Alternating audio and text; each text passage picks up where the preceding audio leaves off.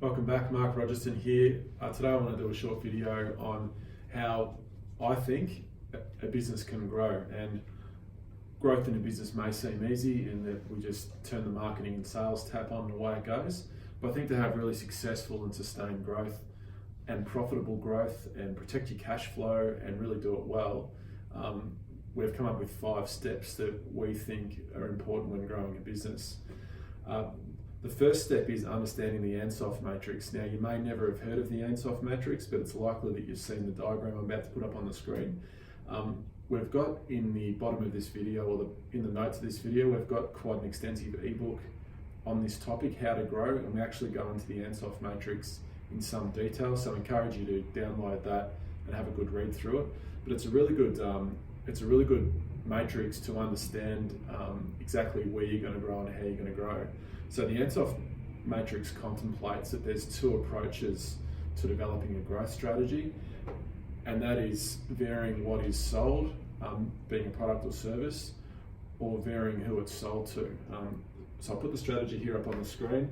You can see there's 4 quadrants on the screen, and we moved through products and services and markets over here.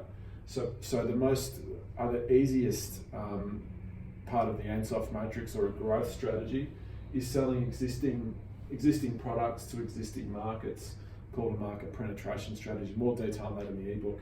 The most difficult way to grow is new products to new markets,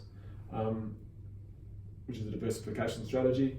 And then the next 2 are new products to new markets. So I've mentioned that, new products to new markets. It's new products to existing markets, or existing products to new markets. So we can see here there's sort of 4 quadrants and 4 different strategies you can go through.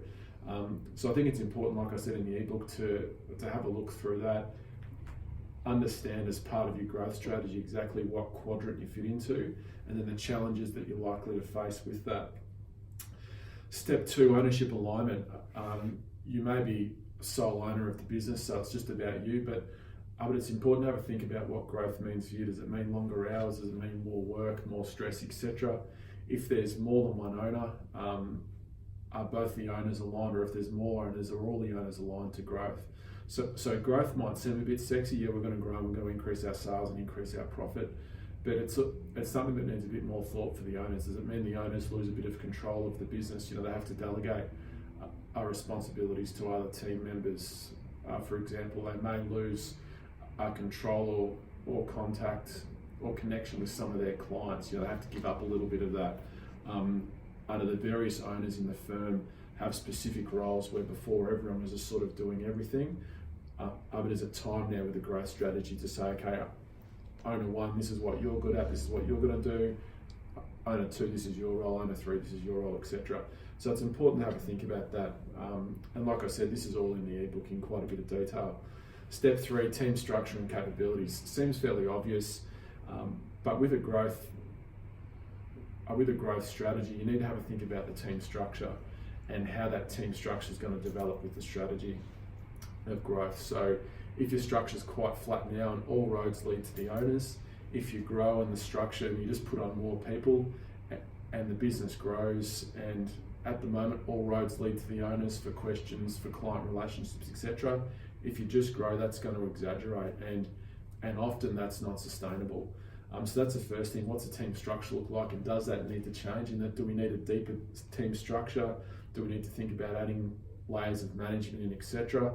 And then what are the capabilities like of the existing team? If it's quite a flat structure, it may be that there's no one in the team at the moment that has management experience or capabilities.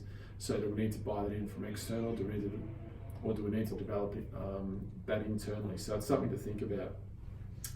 Step 4, we talk about systems and processes. What's the culture in your business? Are systems and processes constantly challenged and updated and improved? Is there a culture in the business that change is a constant and a given and accepted, or is there a culture of this is how I've always done it, it's worked for the last 10 years, we're not changing? So it's a it's a real mindset that needs to be considered with systems and processes. are you best practiced? Are you mostly electronic? Do you change all the time? Do you change when it's right? Do you have sort of projects or several projects running at once trying to improve how you do your work, becoming more efficient, etc. And like I said, if the business is in a little bit of chaos now with systems and processes, it's up in everyone's head, or so-and-so's been there for 10 years and they know what they're doing, so I just leave them alone. If you're going to grow, it's going to increase or exaggerate the problem. So it's good to stop and think, what are your systems and processes? How can they improve? Step 5, and it might seem counterintuitive, how to grow your business document. We've got the last step being marketing and sales, but I think it's the right step. I think it's the sustainable step. So at step 5, marketing and sales, I sort of put that into 2 categories. So the marketing is actually how you get your leads in through the door, and then the sales part is how you convert those leads. Now this is going to depend on what type of business you are. There's some businesses where the sale is the end of the relationship or the end of the transaction, and there's some businesses where the sale is the start of the transaction or the start of the client relationship. So there's different thinking that's needed for different types of businesses in different industries, but in the main, all businesses need to have areas of focus that they focus on. If you're just sort of marketing a business generally and you don't have areas of focus that you're marketing to, you may be missing opportunities. There's more detail on this in the ebook, and always free for a chat to discuss what marketing and areas of focus means, and then the sales process, how to convert those into business. Thanks for watching, and please download the ebook that's in the notes. Thank you.